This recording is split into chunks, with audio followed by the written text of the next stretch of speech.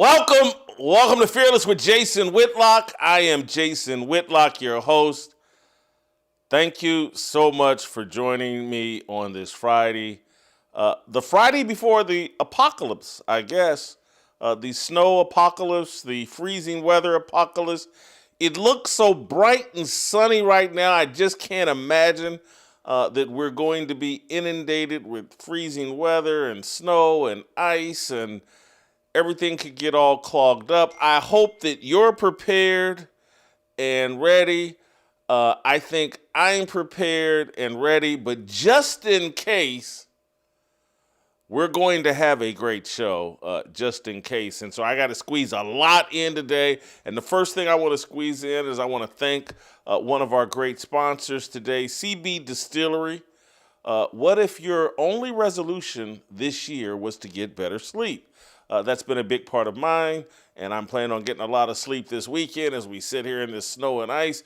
But just imagine how much more energy you'd have if you handle stress better. Pretty much all of your goals would be easier, right? That's why the smart way to start 2026 is with CBD from CBDistillery. Get this.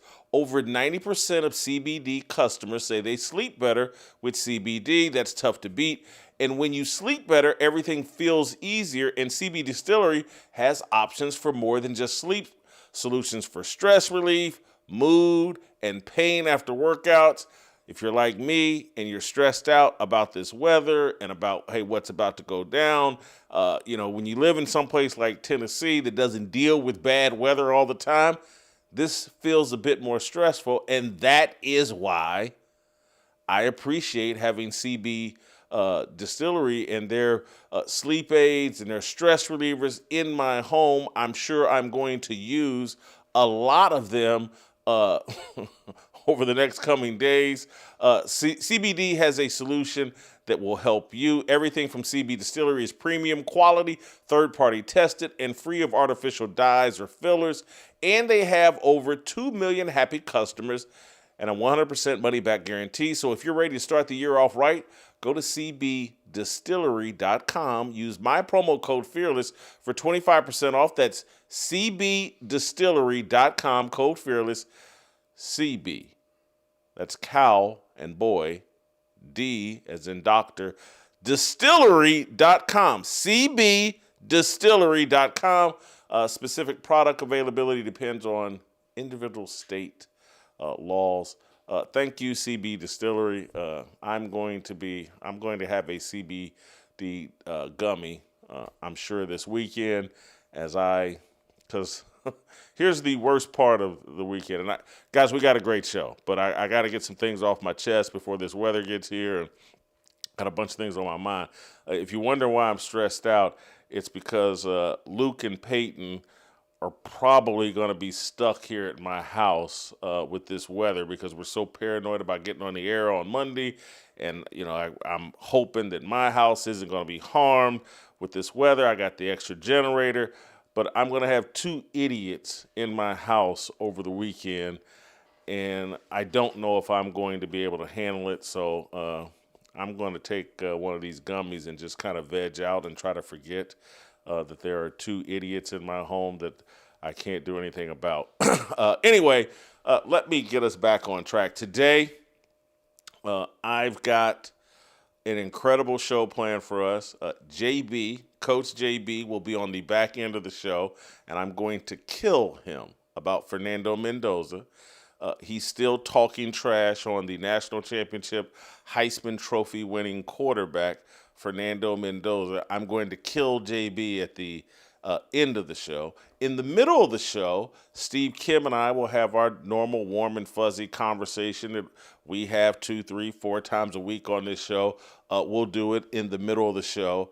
At the beginning of the show, I'm going to set the stage for the conversation that Steve Kim and I will have, JB and I will have a little bit after I kill him about Fernando Mendoza. But the conversation you can go into the weekend talking about, because you can only get this conversation right here, and that's about the NFL coaching carousel. This latest hire, Jesse Minter, is personal for me.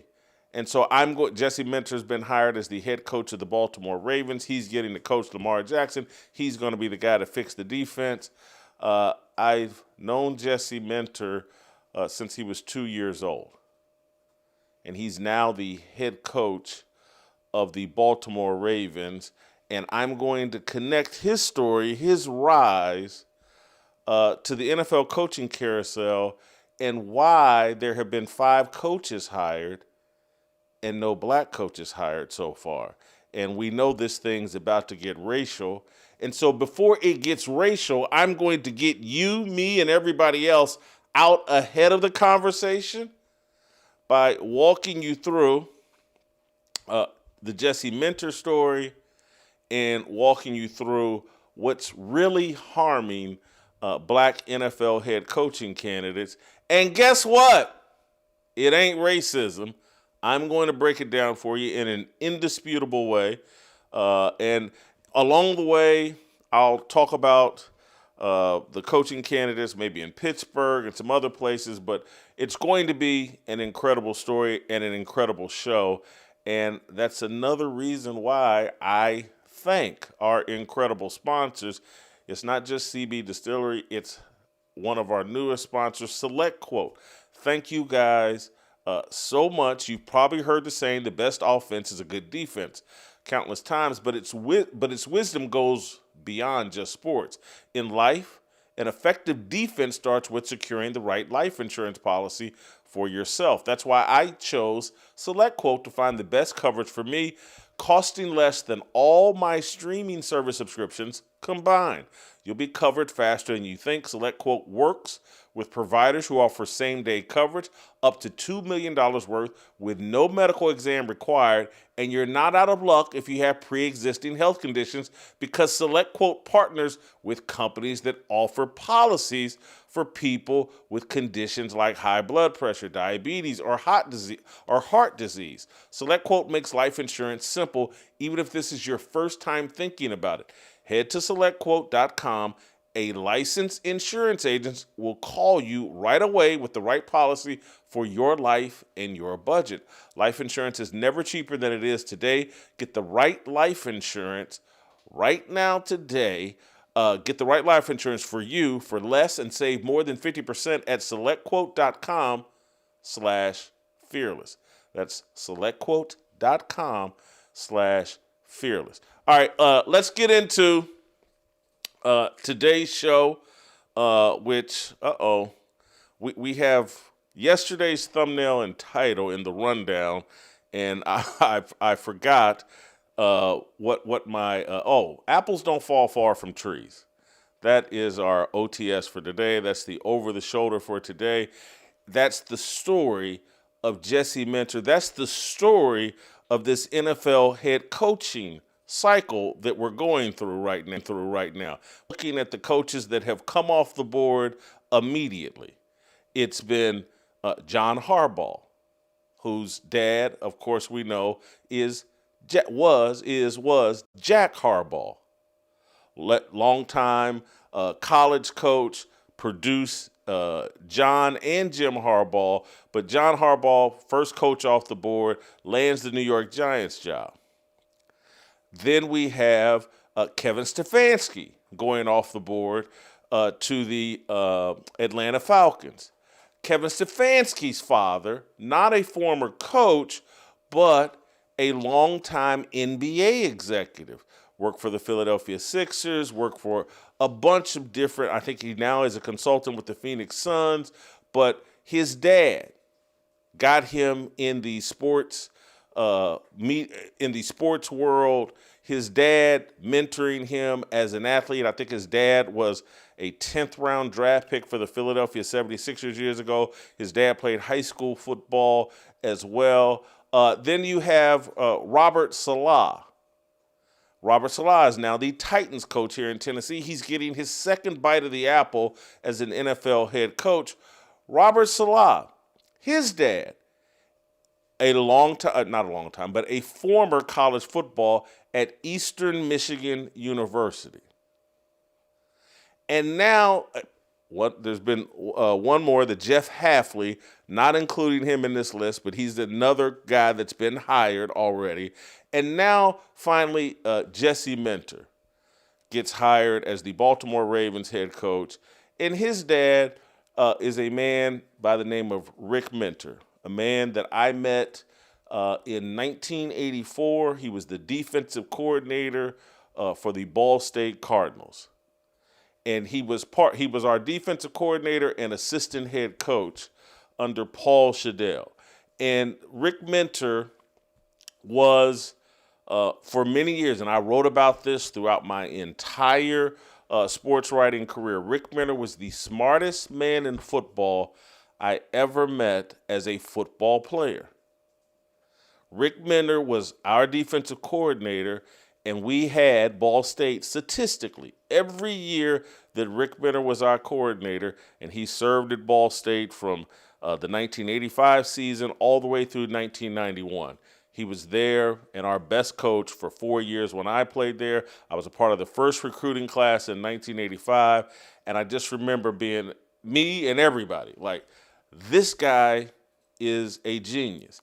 And at the time, he had a 2-year-old son by the name of Jesse Minter. And Jesse, and eventually his brother, used to come to Ball State football practice, come to Ball State games. Everybody knew about Rick Minter's 2 boys. Rick Minter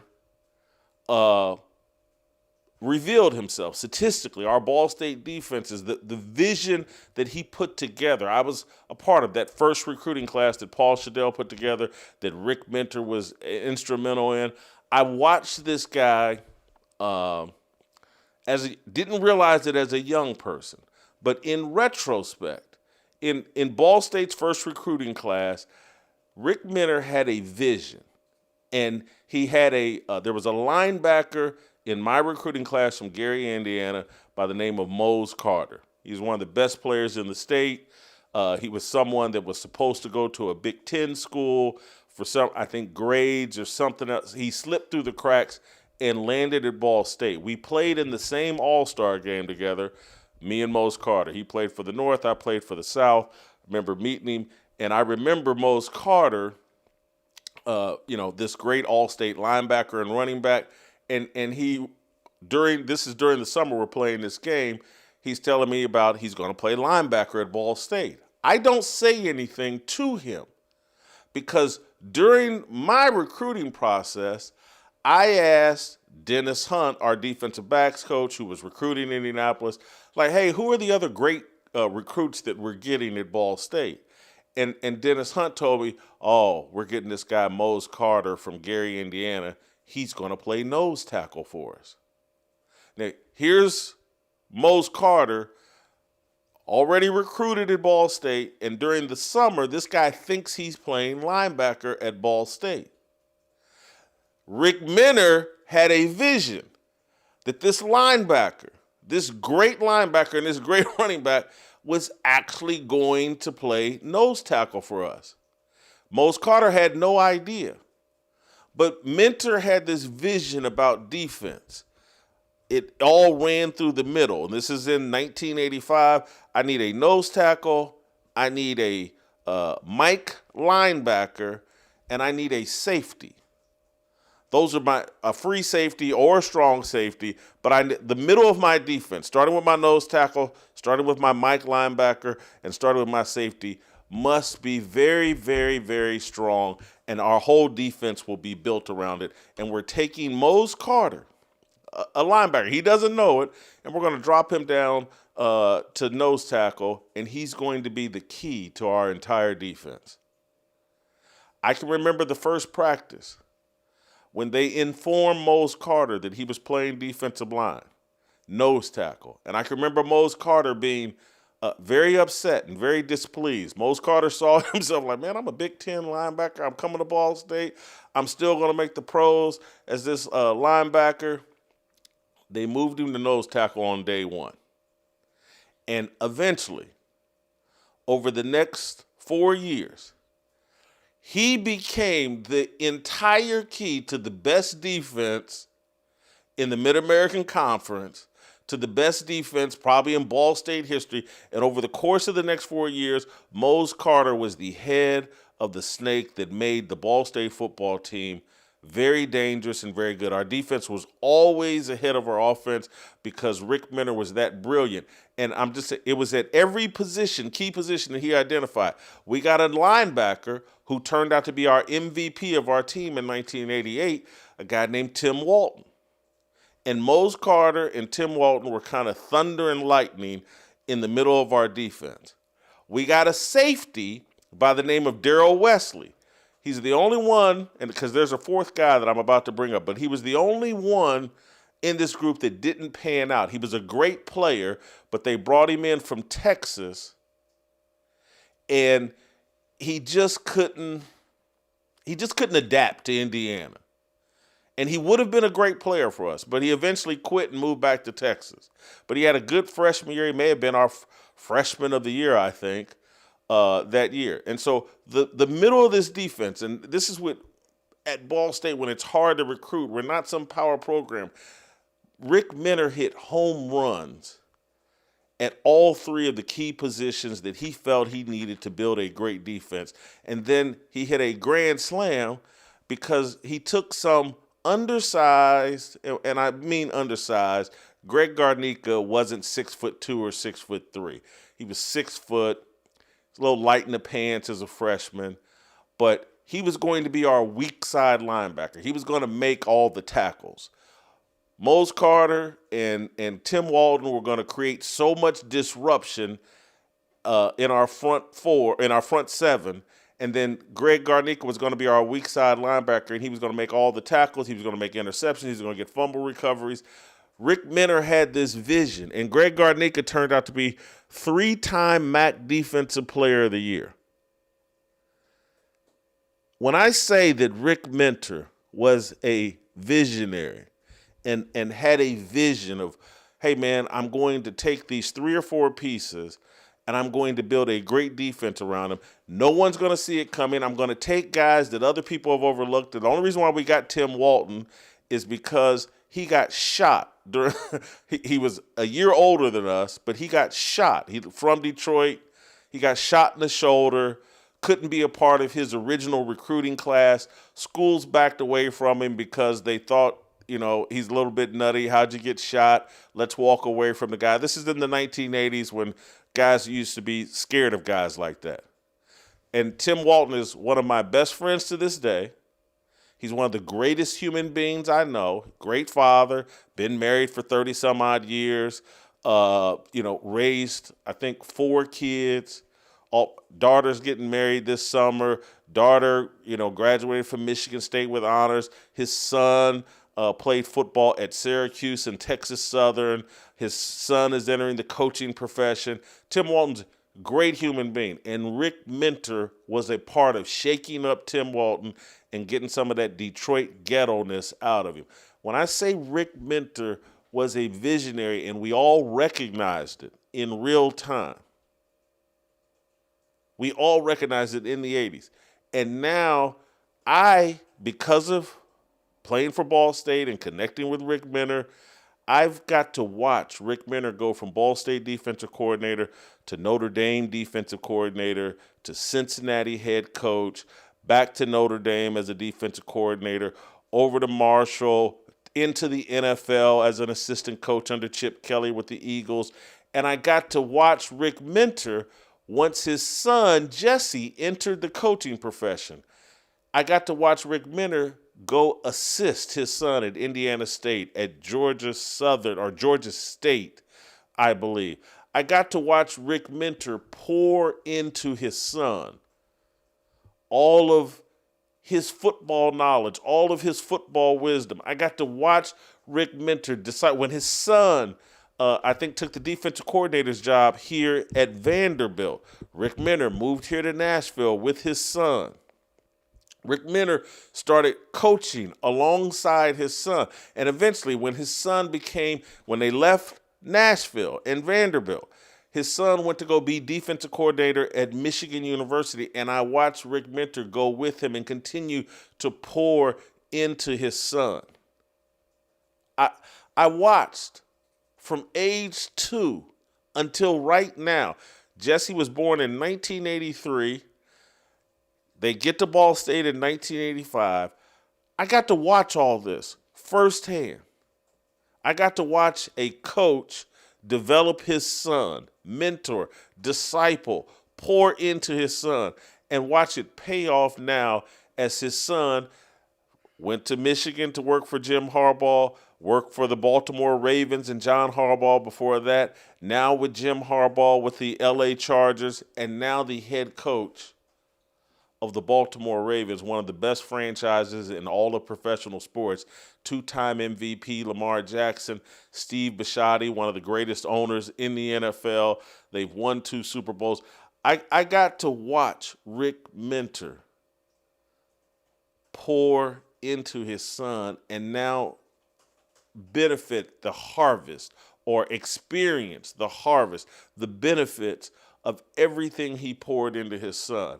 And if you're wondering, my entire point, one, just to share what I know about Jesse Mentor and why I think he's a great choice for the Baltimore Ravens, but also to help you understand, we're about to go into this probably next week. The racial idolaters in the media, Ryan Clark and Stephen A. Smith and everybody else, are going to start wailing and crying about how come no black coaches are getting hired. The NFL is racist. They're about to start screaming this from the top of their lungs. There have been 5 coaches hired. There's 10 jobs. And of the 5 coaches hired, none are black. And when we go look at who are the black coaching candidates, it's a very short list of black candidates. It's Anthony Weaver, it's Brian Flores, it's Vance Joseph, and then it's maybe Nathan Schilhace, the quarterback's coach or passing game coordinator, very young guy, but it's not a long list of black candidates. And people are going, oh, it's racism. NFL owners are racist. What they're not going to talk about is that apples don't fall far from trees if the trees stay close to the apples, if the trees are actually in the home of the apples. And the conversation that never gets had about the NFL coaching carousel is that, hey man, who discipled these candidates? Were their fathers involved in a real way? Were they in the home? Did they invest in their young sons the way these white fathers have? And so maybe it's not racism. Maybe it's baby mama culture. Maybe if the majority of your coaching candidates come from single mama or single mama culture, never knew their daddy, or their daddy was distanced from them. And I'm not beating these guys up. I'm not blaming them. But if you want to experience the fruit, if you want to benefit from the fruit, if you want to produce great fruit, you better invest in it at an early age. And you better be consistent with your investment and development all the way throughout. You better have a super strong relationship with your son. Because if you don't, your tree is going to produce bad apples. Your fruit will be undernourished. Your fruit won't be prepared for the opportunities that are out there in this world because of your neglect, not racism. And so the statistics, and people, no one ever wants to talk about it. They want to sit on TV. They want to sit on their podcast. They want to tweet out how racist NFL owners are and how the entire system can be defined and explained by white racism. And it can never be defined or explained by black dysfunction. Only white racism is the explanation. The statistics about black kids growing up in single mama homes black kids growing up in fatherless homes. They're astronomical and they're obvious and everybody knows it. But everyone wants to pretend like, or too many people want to pretend like, there are no negative consequences beyond those statistics.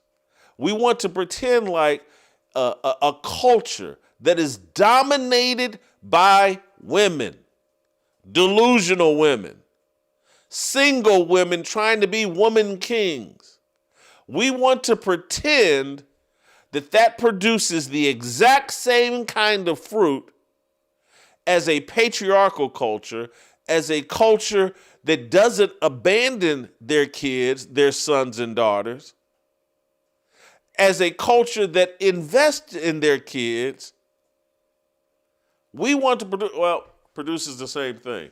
Big Mama and them and all this worship of women produces the exact same results as a culture that is patriarchal and doesn't worship women. And it's a lie. And so Bomani Jones, Ryan Clark, Stephen A., Shannon Sharp, all the low IQ, surface level, Jamel Hill, surface level thinkers. I would say by Monday or Tuesday, they will all be screaming and yelling about how racist the NFL coaching carousel is. And they will never address, man, 75, 80% of these black boys are growing up in homes without their fathers. And look, I'm going to keep it real. Rick Minter and his wife, Jesse Minter's mother, they eventually divorced. I think they divorced around 1990 or so, when Jesse was still young. And Rick eventually took a job in South Bend at Notre Dame, and Jesse stayed in Muncie, Indiana with his mom and graduated from Yorktown High School, but, went to a lot of Notre Dame games, stayed in the state of Indiana, stayed connected to his dad. His dad, dad loved football and was a guy that, spent a lot of time coaching football. He's like a lot of coaches. But Jesse and Rick's bond never disconnected. And Rick stayed invested in his son, stayed connected to his son, mentoring his son. And when his son entered the coaching profession, Rick was right there to the best of his ability, helping his son he started working for his son. And this is no different. When you start looking around at all the great, do we have the list of coaches that, just to name a few, big name coaches, Frank Cignetti and Kirk Cignetti.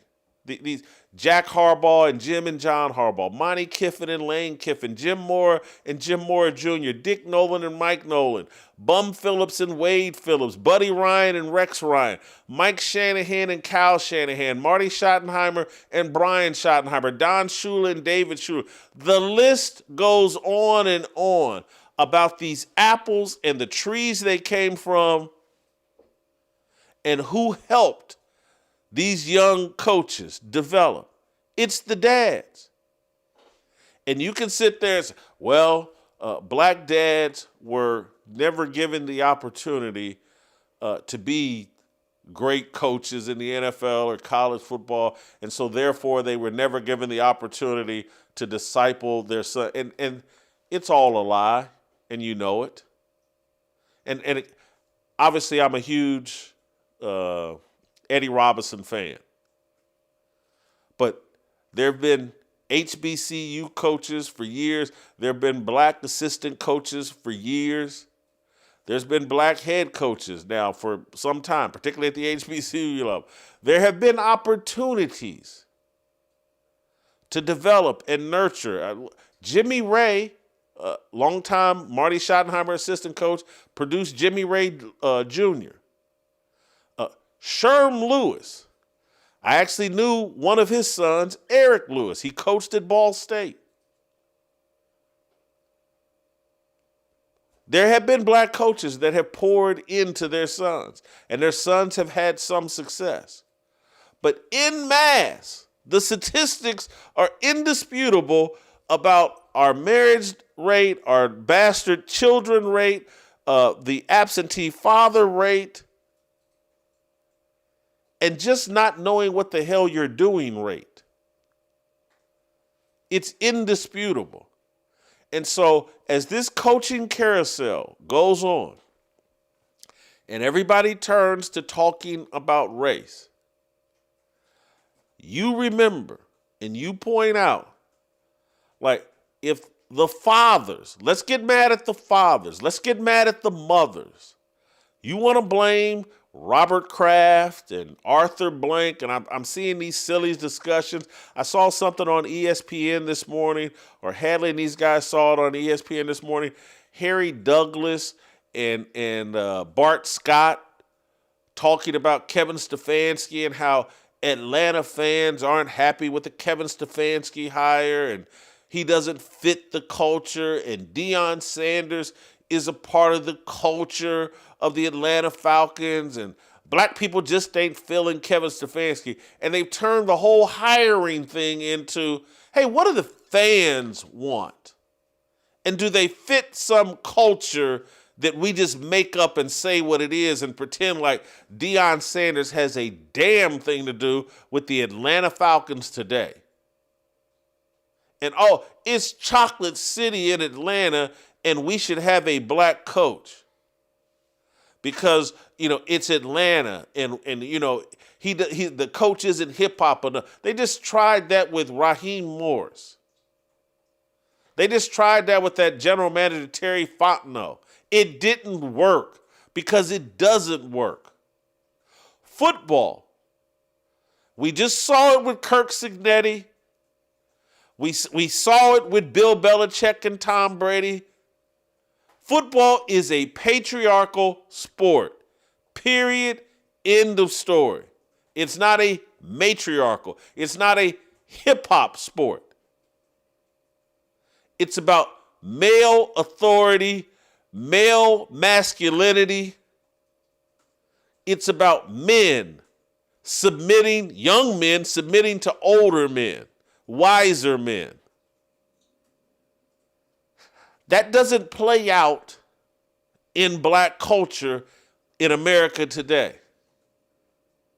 We worship women and then get upset when our matriarchal worldview doesn't work in endeavors that are patriarchal.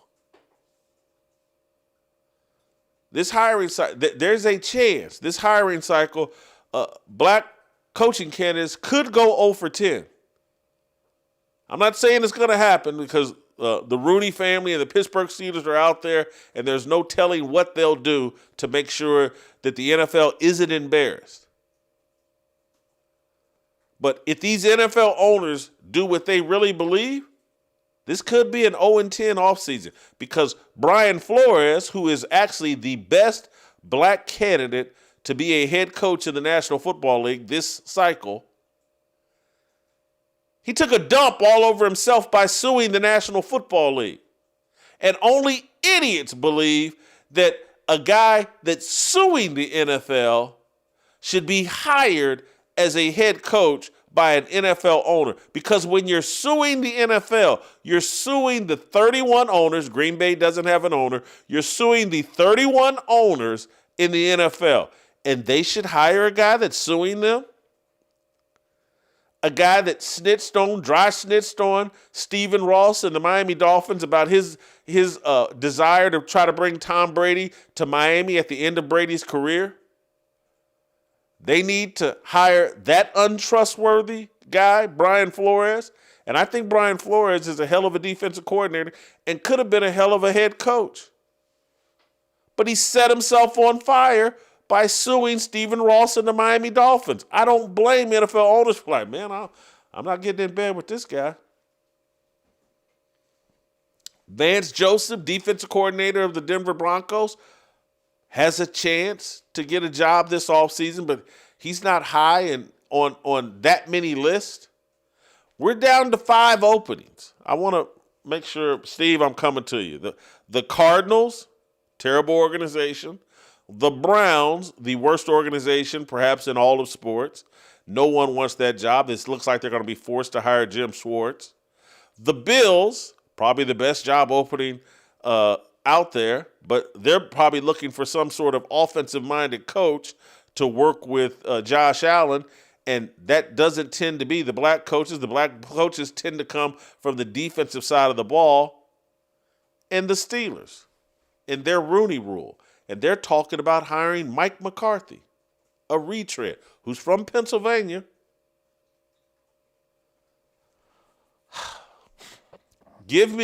Steve, give me 60 seconds here. I got to take a sip of a drink, wet my whistle here. And when we come back, Steve Kim's going to join the conversation. Next. They can make anything sound good. The words that I'm saying right now on this show, they can put a beat behind it, beat behind it, beat behind it, beat behind it, and put their sales team behind it, and put their television industry behind it, and put their internet algorithms behind it, and make the words that I'm saying right now into a rap song. Beat behind it, beat behind it, beat behind it. That the idiots in the world, and I'm talking about me and everybody else, we will buy it and call it great. Beat behind it, beat behind it. The music industry doesn't reward talent, not the American music industry, not the world's music industry. It doesn't reward talent. It rewards the promotion of degeneracy. As the NFL turns, starring quarterbacks Patrick Mahomes, Aaron Rodgers, Josh Allen, Lamar Jackson, with special appearances from Commissioner Roger Goodell and coaches Andy Reid, Mike Tomlin, and the Harbaughs. Brought to you by the global elites. All right, welcome back. Steve Kim, 5 coaches have been hired. There are 5 openings still available. No black coaches have been hired at this point. I'm scouring social media right now, just waiting for the race card to be dropped. When will the race card be dropped on this hiring cycle, Steve? Unmute yourself, Steve. That'll help. Unmute yourself, buddy. All right, so this is the biggest blackout since New York City in 1976. I think the only thing missing is the son of Sam. Jason, I don't know if you checked your text messages. Literally came in an ESPN update. This is going to really set off people. This may be the detonator. Phillip Rivers is interviewing for the Buffalo Bills job. Are you kidding me? That's going to upset a lot. Yeah, check your text. I sent it to you and Hadley. So here's a guy who's done some high school coaching. Yeah. Literally came back, but has never coached at the professional level. And get this, I guess Josh Allen will be part of the process. So that's going to upset a lot of people based on what Steve Bisciotti said. So that whole thing, so when you're talking about when is it going to happen? Now. Right now it's going to happen, starting with all that. I did, Steve, I've been on you. You don't have an iPhone, so your tweets or your texts don't show up on my laptop, and I don't carry my cell phone all the time. But, wow, that is quite an update. Phillip Rivers, just off the top of your head, I don't think they would do it. You can't. Josh Allen is in his prime. You can't take the risk of an inexperienced head coach with the next 3 to 4 years of Josh Allen, can you? Can you? Well, maybe. What if Phillip Rivers, who's always had an incredible football IQ, because as good as he was, I never thought of him as an overwhelming physical talent, right? Yeah. And you talk about arms. He wasn't Elway, he wasn't Stafford, but he could think the game at a very high level. I don't know. I mean, look, think about the dynamic here. You know what certain media members already think of Josh Allen for a lot of reasons that have nothing to do with football. And then if you get Phillip Rivers to jump in front of the line, and you're talking about coaches needing to be father figures. Well, Phillip Rivers is good at that. He's a father figure to a lot of people, right? But Jason, here's what I find interesting. I don't know if you know about this. Out here in Southern California, though, another former quarterback of note delved into the coaching ranks. Carson Palmer went back to his old high school, Rancho Santa Margarita, and did an unbelievable job. JB could talk about this. They played some real programs, guys that have, and he just blew teams out. Look for Carson Palmer within due time to move up that ladder quickly. And I think that's going to be the other guy that's going to become a lightning rod for certain media members. What's going to happen is people are going to say, hey, how come Teddy Bridgewater? He led his high school team to a state championship. Yeah. How come he's not a head coach candidate? And, it might be the hairstyle, but who knows? Yeah. Steve, I want to play for you a clip from Brian Baldinger that gets at the Steelers situation, but also touches on your Miami Hurricanes. Let's hear from Brian Baldinger. Pittsburgh Steelers. I'm not out here trying to play reporter or doing any of that nonsense, but I hear the Steelers are very interested in Mario Cristobal. And I think the coach of the University of Miami, I think Mario Cristobal actually would really translate to the NFL. I watched his practice in the spring. Jason Taylor coaching the defensive line. They got 2 number 1 picks on that defensive line. Mario Cristobal coaching the offensive line. Their right tackle is going to be a first-round pick. There's talent everywhere on that team. But the way that Mario coached that team reminded me of what old school coaches used to do. They're limited in the NFL, how many times you can put pads on and hit and all that stuff, but they're going to get after it like they did. And I think Mario could actually transfer to the NFL. Steve, you're a Miami homer. You know Mario Cristobal as well as anybody. Your thoughts? Well, this is my thought. It's not going anywhere. Look, Mario Cristobal's dream job is the University of Miami. Keep this in mind. He's a Miami guy, 305 born and bred. He went to the school. He has not reached the mountaintop yet. We got close, but we couldn't scale Mount Everest. I don't think he even considers this until he puts in a national title or 2. And even then, I don't believe he's an NFL coach because Baldinger himself said it. In the National Football League with that CBA, you can't get these grown men to put on pads. You're not even allowed to hit the way he wants to.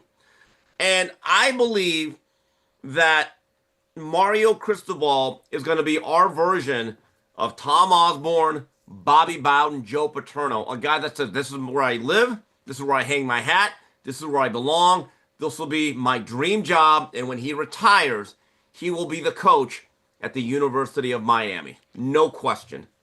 Let me push back, and obviously I don't know as much as you, but I'm just going to give you an alternative theory. What football coaching job has the best job security in the history of football? Steelers. It's like you get 15 years. They got a 15-year plan for the coach or longer. And in college football, you can get fired real quick if things don't go well. And so if I'm Mario Cristobal or any coach, it's like, man, I would love to be hired by the Pittsburgh Steelers. I'm going to get a fair shake. I'm going to get at least 5, 6, 7 years before that organization gives up on me. They've only had 3 coaches in the last 55 years. I can't argue with any of that. And here's the other thing. There's the one thing that scares me. The one thing, a little bit though. His favorite team growing up, his favorite NFL franchise is not the Dolphins. It's the Steelers. Okay, but remember, he's a Miami guy. He's Cuban. You really think he wants to spend those long, hard winters in the Steel City? Did you know there was a cold front in Miami last week? It was actually pretty chilly. It got down to 67. Whitlock, you're not giving that up. Look, he had a really good job in Oregon. Did an excellent job there. There was only one job he was going to go cross country, and that was back home, where he saw his ailing mother for the last time. I go back. Let's go back about 25 years. Butch Davis did an excellent job. He should have been a multi-time national champion at Miami. After the 2001 Sugar Bowl, it looked like, okay, Miami's going to go on a run. Got sideways with the administration, the athletic department, took a job in Cleveland, and I think to this day he regrets not fulfilling his destiny as the Hurricanes coach. I don't think there's any doubt about it. Mario Cristobal will not repeat history. I'm going to just tell you the Steelers' motivation. Okay. They're the face of the Rooney Rule. And it's like the best black candidate is Brian Flores, who's suing the NFL. I don't know if I want to go that route. But I want to stay true to the Rooney Rule. Oh, Mario Cristobal, Cuban. And I get to stay true to the Rooney Rule. And my best candidate right now is Mike McCarthy, who last made it to a Super Bowl in 2010. And the coach that walked away, didn't get fired, I'm sorry, Mike Tomlin, the last time he made it to the Super Bowl, 2010. They were and so the Steelers don't have great options. They want to hire a black coach. Brian Flores is the best one out there. He's suing. Mike Tomlin walked away from him. Mike McCarthy's basically got the same record as Mike Tomlin. And if I'm Mario Cristobal, it's like, man, if I go to Pittsburgh, I'm going to get at least 10 years. There's no pressure to win playoff games. Tomlin didn't do it. It's a great job. You know, Mario Cristobal's won more playoff games in the past month than Tomlin did the past 12 years. Okay, but putting that aside, all right, first of all, you have to understand the politics at the University of Miami. There's never been a coach with the political or the administrative alignment that Cristobal has, with the new school president, Joe Echeverria, who actually likes football and believes that Miami needs to be good at it. There are key players like the Moss brothers and Rudy Fernandez, who are big rollers. The type of structure that he has at UM is unprecedented. Jimmy Johnson didn't get this type of support. Schnellenberger didn't get the support. Certainly Butch Davis did not. So I got a solution. Everyone is happy. Okay, everyone's going to be happier. Coach Prime to Pittsburgh, and he brings his son. So Rooney Rule, they get a quarterback, you get content, and I keep Mario Cristobal. There. Everyone is happy there. You good with that, Whitlock? Good No. But since you pushed me there, I'm going to stay there in the Prime conversation. The Cleveland Browns appear like, man, they may have no choice but to hire Jim Schwartz, who, their defensive coordinator, because of Myles Garrett and some other defensive personnel, they had a very good defense. I get it, but he's a retread, and there's been several coaches like, nah, I'm good. Peace out. I don't want anything to do with the Browns. To some degree, that this list is a little bit exaggerated, but Chris Shula basically is like, nah, I'm good. Mike McDaniel, nah, I'm good. Yeah. I'm good. Jesse Minter, I'm good. I'm good. John Harbaugh, none of them want. I'm real good. Yeah, none of them want anything to do with Cleveland. Can we blame Shedeur Sanders and Deion Sanders for that, or should we more blame, Andrew Berry and Jimmy Haslam? So the Schwartz may be with you. Okay. Look, I don't believe it's like most of the onus should be on the whole Sanders dynamic. I don't. But it'd be naive to think that's not a part of it. There's no new coach that comes into a bad team, and from day one of OTAs in the spring, immediately within the first 5 minutes, Jason, they're going to be like, hey, what about Shedeur? What are you going to do with him? And the guy's going to be like, well, he's going to compete. Well, how much of a chance does he have to start? And you got to answer these things, and you got to walk on eggshells. And the minute you do not answer in a satisfactory manner to what the mob wants, then you know what happens. Oh, you're a racist. You're a racist. And look, but I do think, to be fair, most of the trepidation over taking that job is about the whole Cleveland organization and their whole track record. It is, but Cleveland, Andrew Berry, and Jimmy Haslam created the Shedeur situation. All of this outsized attention on a fifth-round quarterback. That's part of the reason, like, these young up-and-coming coaches, like, man, I'm not putting that on my resume. I'm not going there getting caught in that quagmire, be judged on whether or not I develop the most entitled, spoiled fifth-round pick in the history of the National Football League. They created a mess. Good candidates aren't even trying to get that job, and they may be for. And look, they make it because I'm not sure Jim Schwartz is a horrible coach. You know, the Lions, that's a tough job. I'm not, but it's not looking real good for Cleveland, and I don't. If I'm a black coach, did Hugh Jackson take this job at one point? Didn't he? I think he had a stretch where he was 1-31.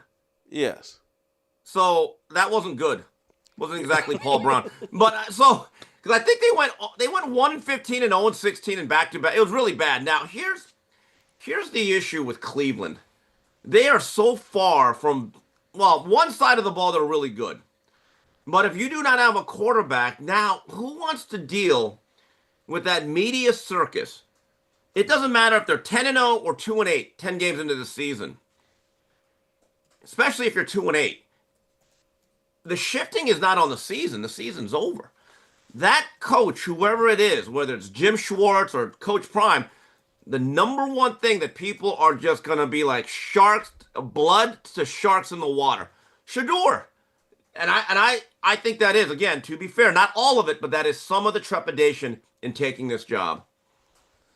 Let me see if I can squeeze in one more here before I may get you and JB on together. That may be an audience fantasy. Those guys love both of you. I haven't asked you yet. What do you think of the Ravens hiring my guy, Jesse Minter? Solid. He's a solid football guy, and it'll be really interesting to see. I wonder what Lamar Jackson thinks about this. I really do, and now you got to get an offensive coordinator. You got him get him going. The Minter family, as you outlined, I've heard about them for 30 years, and they're just a football family, much like the Harbaughs. And so I wonder. I don't think they really thought about it if you're Bisciotti, but the Harbaughs, going back to the father, had a very successful career, and then he had two sons. Well, Rick Minter had a son that worked his way up football, and I'm with you, Jason. I've noticed the trend this year. It's not about getting the cool guy. Because I look at the remaining teams in the championship games, I wouldn't say that there's a soft coach among the four. And I'm not saying that they're going to be like Bear Bryant in 1955. This ain't the Junction Boys. But I get the sense that there is a sense around the league, you need leadership. This is a hard game. You got to have a taskmaster. Like Sean Payton, you could tell he's a red ass. You know, you're not only are you innovative, and that's what the one thing with Mike McDaniel, I believe he's destined to be a really good coordinator. I just don't think he's a leader of men, and you got to be able to get on people. And if you look at those remaining four coaches, they all kind of fit a same personality profile. Steve, I think you make an excellent point, and to go further with that point and connect it to my overall theme, look, and I know this isn't your area of expertise, but it is mine. Look, for all this talk in the media about black coach this, black coach that, that's not the same conversation going on in the locker room among the locker rooms that are 70% black. They don't care about the color of the coach. They want a coach that's going to help them win and design a scheme that will help them make money and excel. Yeah. And they don't care. The only color they care about is green. And that's why you don't hear the players, the current players. The media will do all this whining about black coach this, black coach that, but you never hear it from the players because they really, really don't care. And to be honest with you, I think many of them, because of black culture, I'm not sure if they respond the same to most black coaches because they have this expectation. Man, we're brothers. You're supposed to treat me this way. You can't disrespect me and this, that, and another. And it's like they hold black coaches to an unfair standard. They don't let the black coach. Look at the problems. And here I go, sound like I'm defending Eric Bieniemy.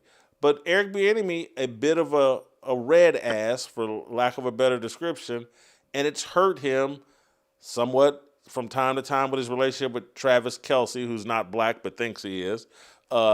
He washed out Bieniemy washed out in Washington because he was too tough.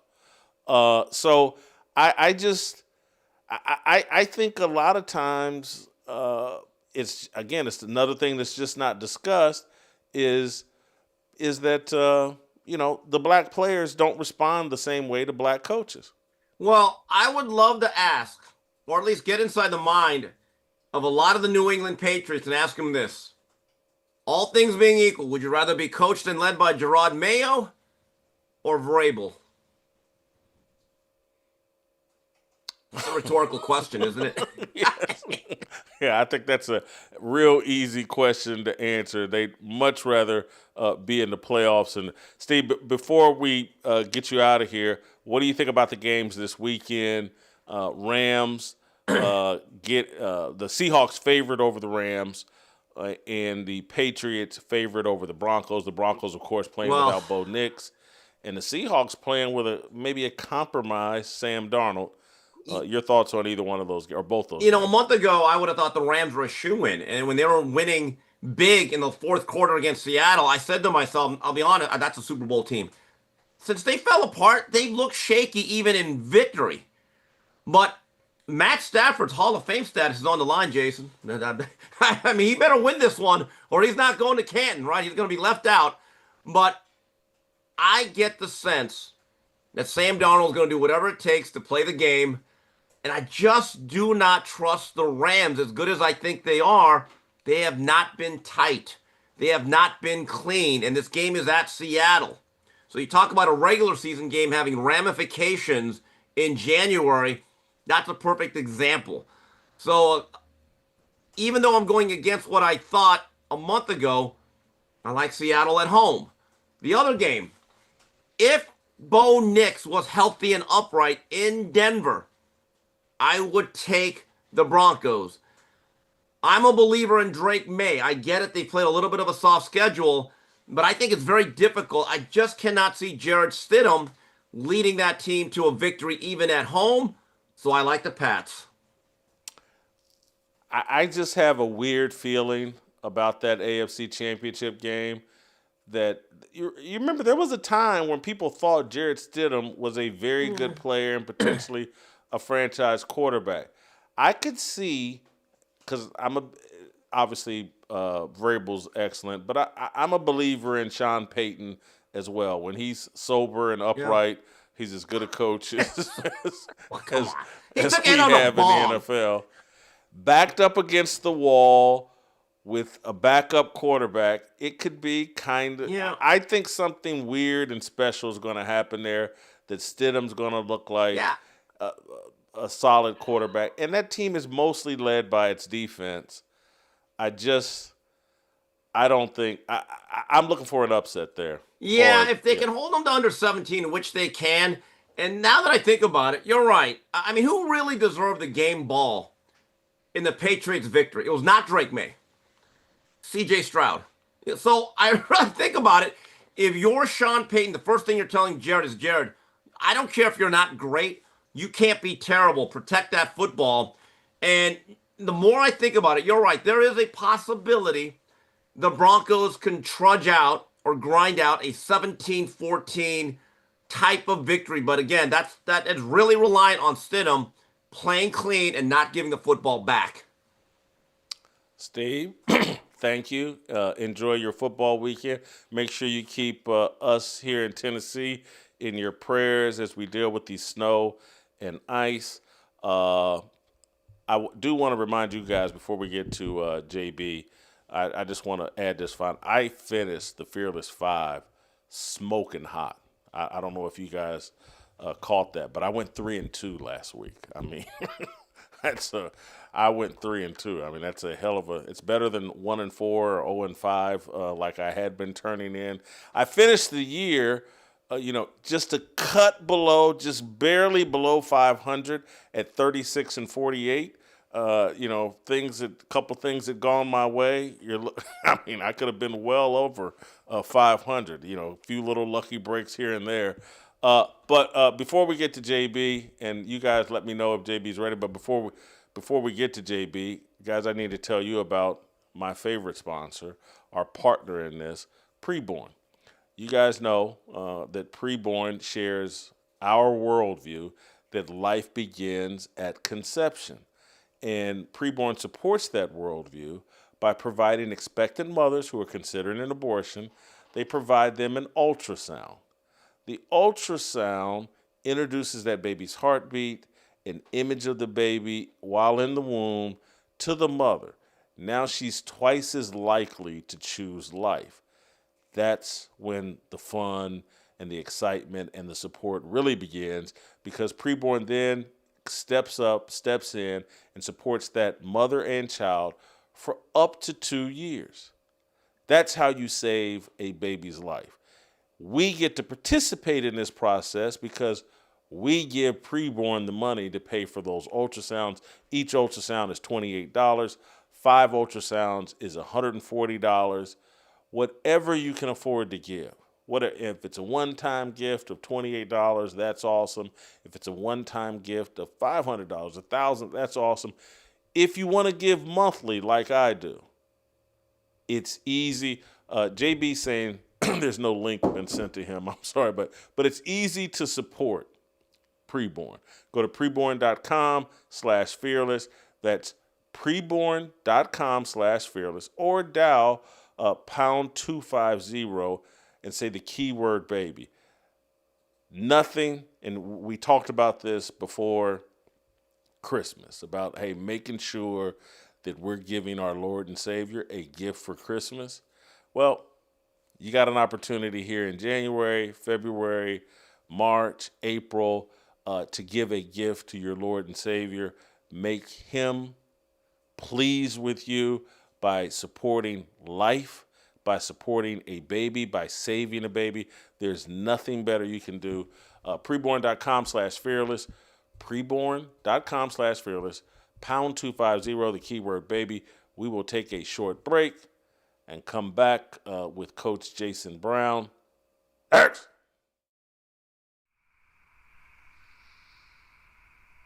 I've been selling my stuff, hustling eBay, PlayStation car parts for little or no pay, so I can sit out here and watch the Titans play. Stumble on home and rub my blue balls away. It's a damn shame what the NFL has turned to for fans like me and fans like you. Wish I could just wake up and Patriots red, white, and blue, but I can't. This football nightmare's true. Living in a Madden world with Lombardi sold. These cowards bound to feminists, Lord knows they all just want to wear pantyhose and control what you think. Want to vex you and mask you, and they don't think we know that they drink Bud Light too. Cause these players don't hit, might as well have limp wrists. Cause of these cowards bowing down to feminists.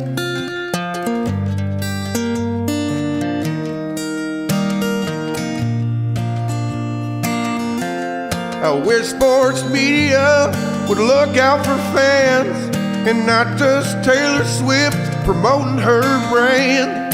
Lord, we out in the parking lot, tailgating, grilling meat, and the obese just can't wait to eat.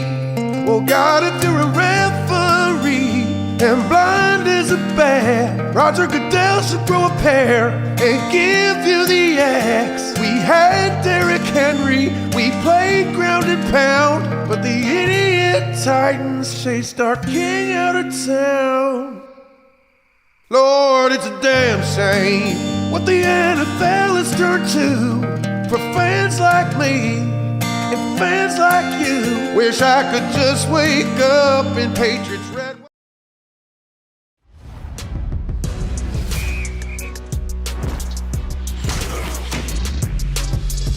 But what do I know? Let me tell you what I know, JB. I know that Fernando Mendoza is a national champion. I know that Fernando Mendoza is a Heisman Trophy winner. I know that Fernando Mendoza, when the going got tough in the fourth quarter of the national championship game, he scrambled into the end zone on fourth down. He made key back shoulder passes that produced first downs. Fernando Mendoza had one of the greatest college seasons in the history of college football. He's a legend of college football.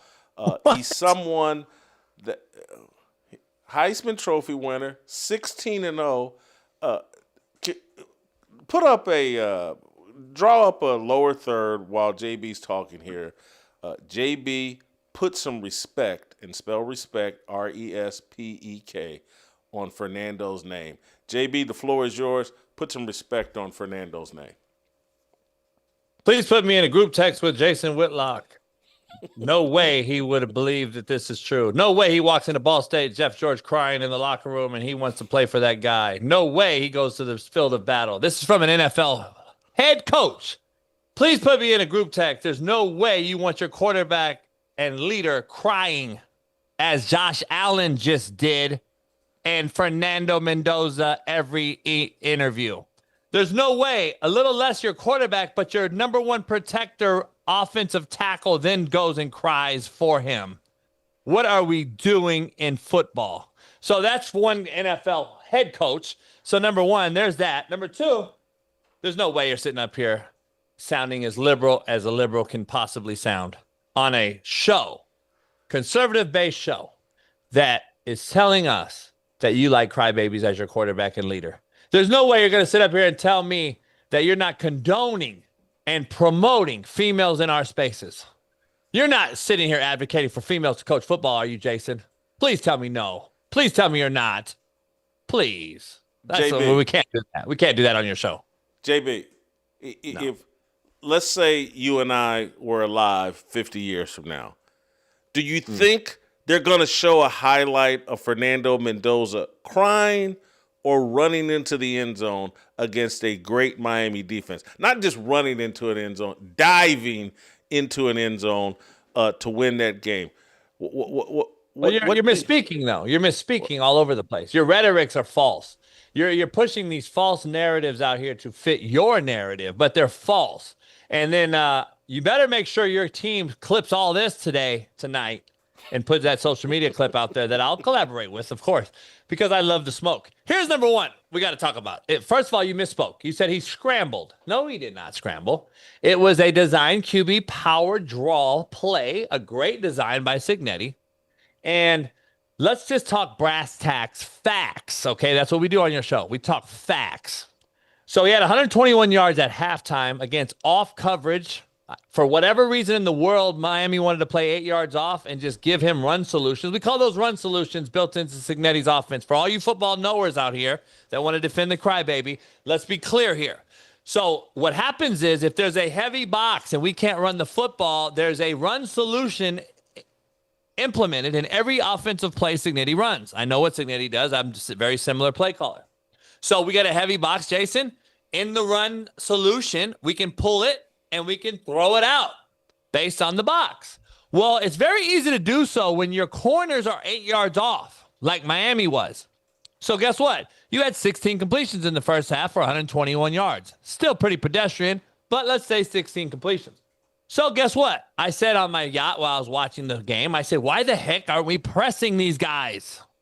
So guess what happens in the second half? The D coordinator got his head out of his rear end and said, oh, let's press them. So now the run solution became a little bit more cloudy, Jason, and he started to give the football because he couldn't throw against 8 yard off cushion. How many completions did he have in the second half? Go. 4. I don't know. Crickets. Well, he didn't have 8. In the third quarter, he had one completion, and then all the way till the middle of the fourth when he threw 2 UFO routes. UFO stands for you fade out, for all you casuals in the chat. He threw 2 UFO routes that were great catches, by the way, because if those balls are incomplete, the game's over. And they weren't actually great balls, contrary to your belief. They were great catches. And guess what that tells me as a quarterback guy and a coach and a guy that actually knows football, unlike your chat in here? This is what it tells me as a play caller. Let's keep this pedestrian Heisman Trophy winner, the worst in the last 25 years, by the way, out of harm's way, Jason. Now, it's going to finish right here, and then you can have this. Let's keep him out of harm's way, Jason. Let's throw it out on the perimeter, UFO routes, you fade outs.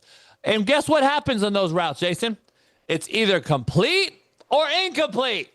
There is no harm's way. There's no other secondary defender in the way. There's no flat defender to worry about. There's no cloudy coverage. You throw the ball to a spot, make my wideout make it. It's not going to be picked off because we know the second half, they locked you down, similar to what's going to happen in the NFL to this pedestrian quarterback, noodle arm kid who did the same thing at Cal Berkeley. That's the guy I saw the other night against NFL talent. He looked like he did at Cal.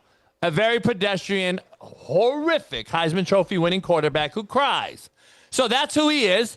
And in 3 years, we'll circle back to this show. Hopefully we're still doing a show. It's huge now by then, and both of our shows. And I'll say, Jason, where's Fernando doing?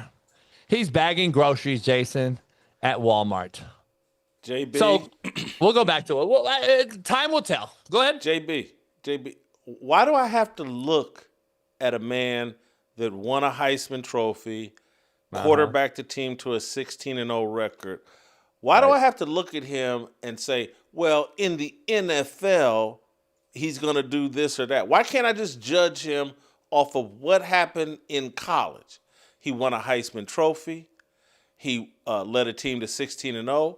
He, in the first quarter, absorbed 3 illegal hits, one that probably should have got the Miami player tossed out of the game, the helmet directly underneath the chin, bloodied the guy's lip. He never batted an eye. He never cried. He never whined to the referees. He did nothing. He wiped the blood out of his mouth and kept playing. They tried to punk Fernando Mendoza, and he refused to be punked. And then when the game was on the line and things mattered the most, he made brilliant plays down the stretch. They tried to punk this dude. He's a smiling assassin. You can't tell me as a man you wouldn't rather have a son like that, a smiling assassin that never comes out of character, never loses his composure, and can't be punked. And I like the Miami players. I like Cristobal. I certainly love Ray Lewis and Ed Reed and Michael Irvin and those guys. But the Miami players tried to punk this little suburban crybaby. And he never batted an eye, never backed down, never whined and complained, never talked trash on them, certainly didn't swing at anybody after the game like Thatcher. And then the way he said something about my daddy, so I swung at him. Never did any of that. You tell me you can't put some respect on Mendoza's name and celebrate this young man? JB, what are you doing? What's the point of playing sports if this kid doesn't embody everything we're trying to teach in sports? Oh, so it's a college thing now. So you moving this goalpost. Got it. Okay, now I got it. Now I know what you do. That's why you're such a great journalist in Kansas City, the Star, and all those for those years, and Fox. So now I get what you're doing. So you made 2 viral clips of me talking about him being a first. And we're pick about with to get the 3 Raiders. or 4 more today if you keep talking good. this silly smack and don't put some. Go ahead. Go ahead. So wait up. So my viral clips were about him being an NFL guy and a #1 overall pick. But now you're moving it to, maybe JB's right. He's not an NFL guy. So let's go back to him being a great college guy because he won a Heisman in the worst Heisman campaign we've ever seen. Those 4 guys sitting up there. None of them were Heisman Trophy winners, let's be honest. And then we're now going to a 24-year-old average roster that was just perfectly fit into the gods kind of just perfectly set that there for him. So now we're going to college and how great of a college player he was. So now he's Tim Tebow. So now we're doing the Tim Tebow thing. Got it. I thought you were talking about JB, why JB didn't like him as an NFL guy, because that's what I've been standing on. Business, BIDNESS. That is what I thought we were doing. Now you want to move the needle because he threw for 186 yards in a national title and had the most pedestrian national championship winning quarterback play we've ever seen. Got it. So I'm trying to figure out now if we're going to go to college and he had 16-0. Yes, kudos to him. Great job being a system quarterback. And it's funny that we can call Jalen Hurts a system quarterback when he won a Super Bowl, but not Fernando Mendoza. Got it. So I'm just trying to make sure that we're on the same page. So college-wise, yes, 16-0. Kudos to him. Heisman. He got the trifecta done. He won the JB. Heisman. He got the Natty. I got it. Great job. JB. He played in a college game on Monday for the national title. Yep. Can we not wait until Wednesday or Thursday before we go into now as an NFL prospect? All I'm reacting to is what you did Monday night, Tuesday morning. You took a dump on a guy that won the Heisman, led his team to a national championship, had an awesome fourth quarter, didn't allow himself to be punked by some Miami kids that thought they could punk him. Can I celebrate that? And look, if we get to Friday and now that the college thing is in the rearview mirror, I'm more than willing to talk about him as a pro prospect. I've already said I don't like him at the very top of this draft.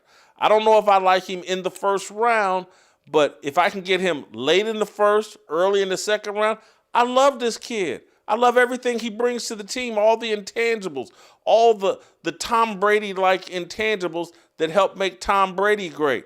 And so I got no problem arguing with him as a pro prospect and what he brings to the locker room. I'm chastising you for refusing on this. Is the one thing we do in sports. It's like it's a prove it to me. It's like, hey man, we went out and Miami's got all these pro prospects on defense and on their whole team, and we celebrate men that step into the arena, compete, don't back down, don't get punked, control stand on their manhood. Can we celebrate him for that? And now, you want to put a period at the end of that story and talk about whether he'll be a great pro player? I can have that conversation as well. But all I'm saying is like, we can't give this kid. You telling me, JB, if you had a son, you wouldn't want your son to conduct himself the way this young man, never bringing an ounce of shame, celebrating his teammates at every turn? What are we doing here? What kind of coach were you, JB? I watched Last Chance U. You telling me you wouldn't want a kid that's always big-upping his teammates, that isn't a punk? No, not at all. I would never say that, but that's how my son would be. But and so you'd celebrate him. But that wasn't. You wouldn't take a dump on him because he's not the best pro prospect. Well, no, I only project. We do content over everything. We do a show that projects. There's a flip side to the coin of everything you just alluded to. You just talked about how we kind of dump on guys so quickly, don't even wait a week and blah, blah, blah. Yeah. Well, there's a flip side. We also anoint them after one game or one season as well. We anoint them and put them on a pedestal, Jason. There's a got to be a gray area. This guy is not the greatest quarterback in the last 30 years in college, okay? Stop. I'm seeing this everywhere because he went 16-0 in the perfect storm. Cignetti caught lightning in a bottle. It's not going to happen again. Stop. He brought 33 players from James Madison that were older two-star kids. It was a perfect storm. Oh, now you're taking a dump on Cignetti too? No, I'm just telling you, let's see what he does. Listen, Cignetti just went 9-2 last year. He went undefeated this year. He won a natty. He went 11-2 last year, didn't he? Or whatever, yeah, 11-2. Whatever he did. And now we're anointing him as the next Nick Saban or already better than. Like I've seen that narrative. He's better than Nick Saban. No. I've seen it already out there with some people on ESPN.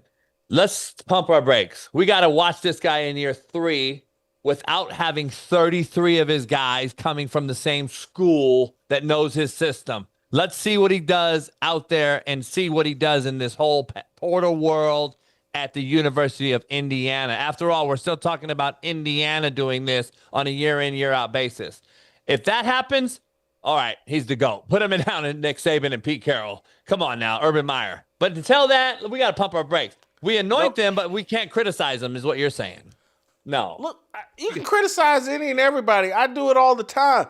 But let's even Cignetti, like you act like this is his first good year. No. Everywhere he's been, he's told. Google him. If you Google him, he's won everywhere.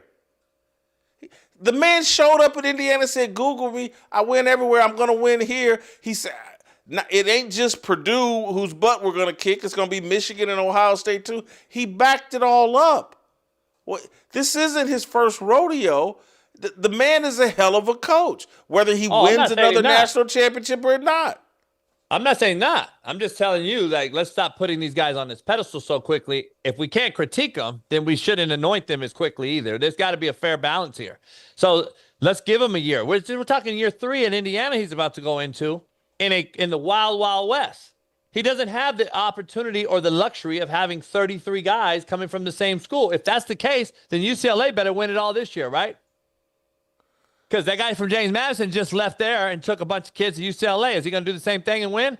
We'll find out real quick how this model works. So that has nothing to do with Kirk Cignetti. That has nothing to do. No. It has to do with the process and how the system is set up for right now. And this is like I said, lightning in a bottle happened. You can't tell me it didn't happen. Jason, if you just do JB, you're acting like this is Deion going 9-4 at Colorado. This isn't Deion going 9-4. That was lightning in the bottle. That was fool's gold. 16-0 after going 11-2 the year before. That's not fool's gold, JB. No, this is the same roster. This is the same roster. What do you mean? Let's be honest. You're telling me that Indiana, when we had 5 years to play for, this was a normal, everyday occurrence? You thinking Cignetti could do this when it was 5 to play 4 and he couldn't have 33 guys that were 2-star guys at 24 years old? Could he have done this? This is not going to happen. This could is he have done this? No. 16-0 national championship? No. Could he have made Indiana a 10-win team? Could he have left Indiana and went to LSU or Alabama and become a great coach? Yes, I think so. I think this man knows what he's doing as a coach. He couldn't have, and neither could anyone else. It's no knock on Cignetti for saying what I'm saying. Nobody could have did this when we played because these kids wouldn't have been available to play, Jason. They would have already been graduated. But that's not my point, JB. My point is that Kirk Cignetti hasn't proven to be Nick Saban because Nick Saban can sustain things and overtime and blah, blah, blah, blah, blah.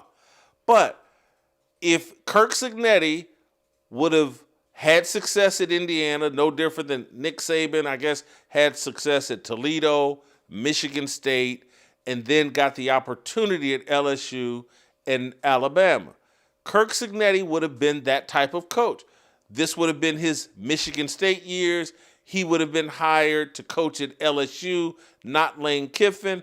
And I think Kirk Cignetti would have proven that he would have won at LSU 10, 15 years ago.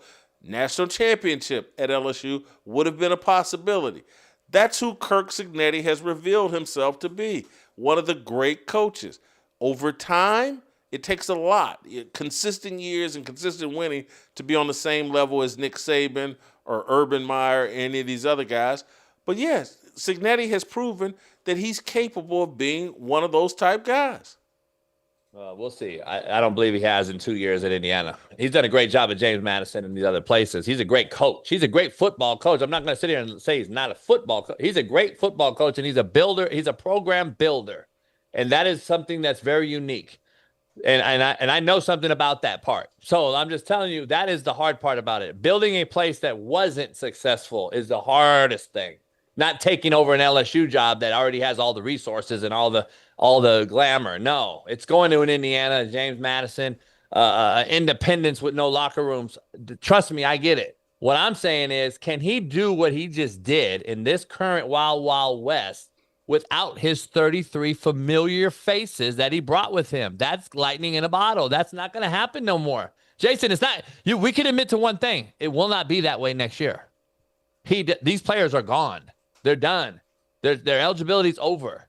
So now let's see Cignetti get in with the big boys in this space and do what he just did in an open NIL market and a resourceful issue and battle LSU and Alabama and Ohio State and all these on a regular basis. That's all I'm saying. Someone got to help me out here in the chat. Peyton, Luke, someone help me out here. JB, are you trying to tell me that him taking a bunch of low-level Division I players from James Madison to Indiana and having this kind of success, that somehow that diminishes Kirk Cignetti? It just doesn't. That can only be a positive. He took a bunch of 2 and 3 stars up to the power conference level and won at the highest level. He may never do it again, and yes, things will be different. But what he's done, taking those 33 guys from James Madison and turning them into national champions at Indiana, that's actually a feather in his cap that actually makes him look really, really good. It should actually give you more confidence about what he's going to do next year. No, it doesn't. That's why I'm glad I'm on your show to give you the macro scope of things in the football world. So because ignorance is life-threatening, and we have to make sure we're clear on that with your chat. Your chat has to understand ignorance is life-threatening. So let me give you some context to what you just said, and let me give you some macro stuff that you can use later on when you clip this and go viral. Here's what we're gonna do. I think your real problem is with Luke and Peyton, not with me. But go ahead. So Luke and Peyton, let me give you some facts that you can run with and post on your guys' social media. Here's what we got to do. Those 2 and 3 stars. Okay, let's talk facts here. Well, JB, they beat Oregon. Oregon had 58 5-stars. You know what that is? You know what Indiana has right now?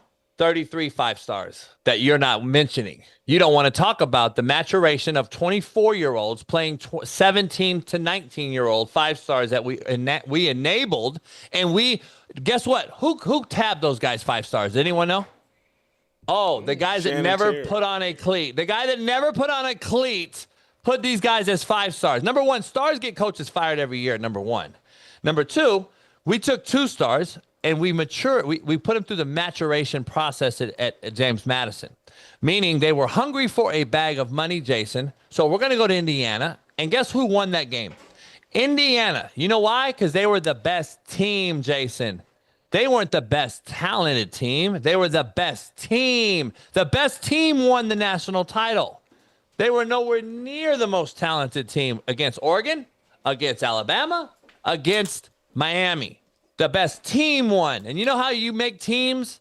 Maturation process, culture. That's why he took 33 2-star guys, because they were hungry for a bag, Jason. They wanted to prove that they can earn the money. Where we already paid 5-star guys, Jason, without ever playing or proving anything. We paid 5 stars, millions of dollars, and they yet to prove anything. And they got mollywopped by some 2-stars that have now become 5-stars by maturation. Simply age. And you can't tell me that's not fact-based. It is fact. There's some truth to what you're saying. Because it's all true.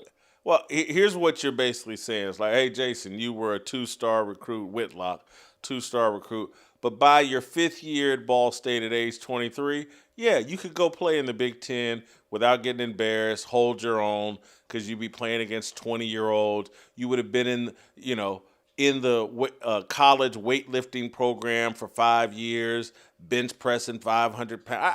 I get all that. I understand, but everybody else had the same opportunity. You got to give Cignetti credit for figuring out, hey, if I can put a group of a veteran team together and hold on to some lower star guys that are 22, 23, 24 years old now, I got a shot. It's not like Miami. It's not like Miami didn't throw out. Carson Beck is 32 years old. I mean, what?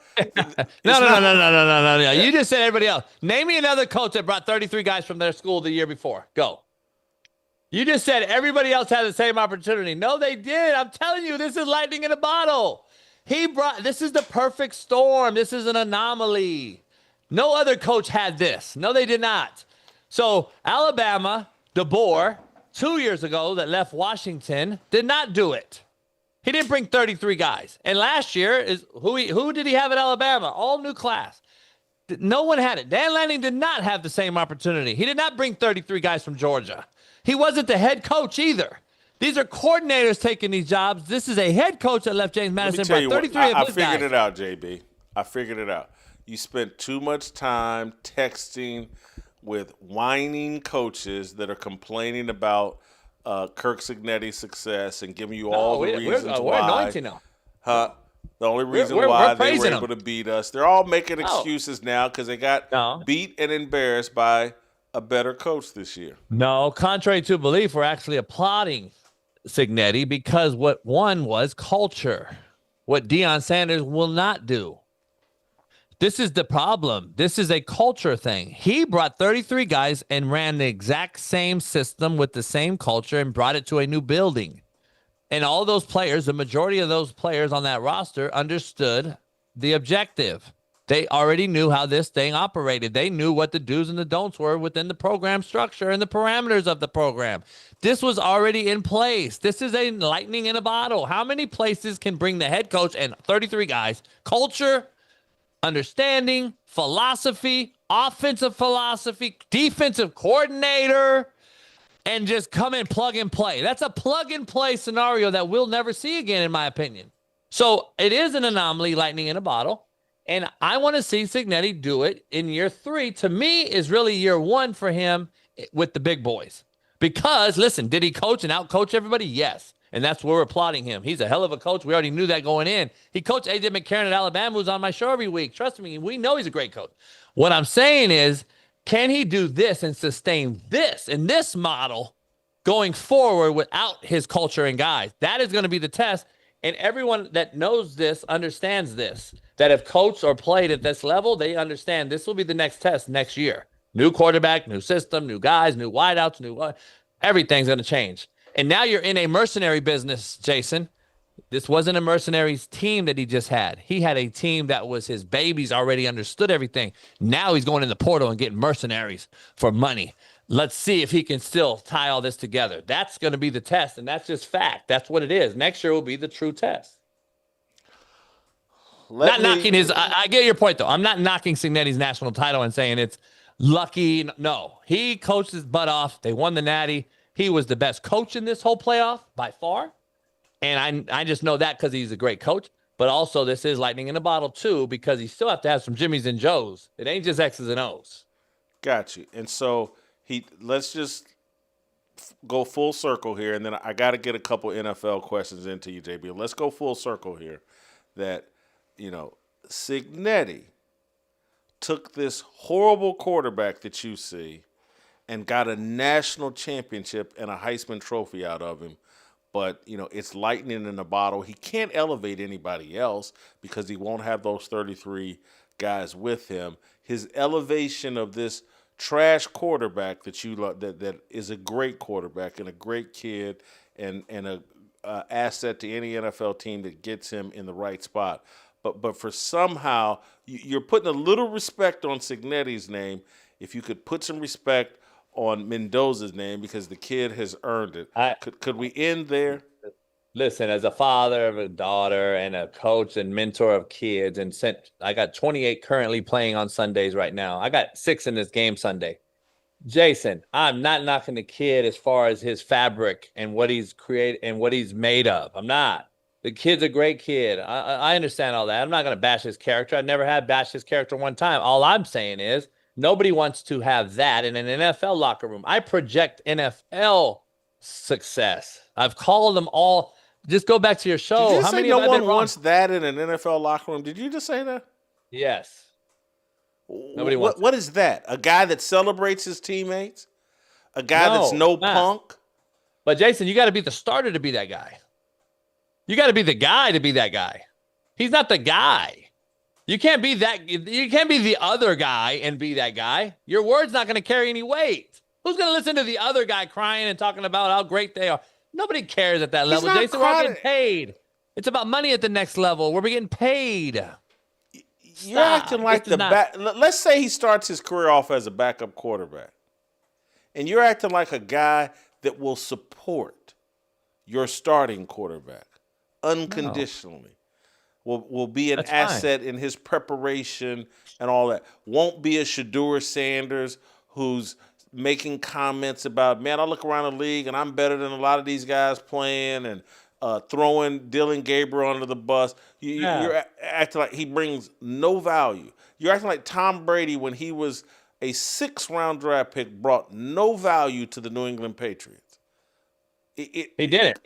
He didn't. He wasn't valued as Drew Bledsoe's backup, Jason. He didn't become valued until he was the guy.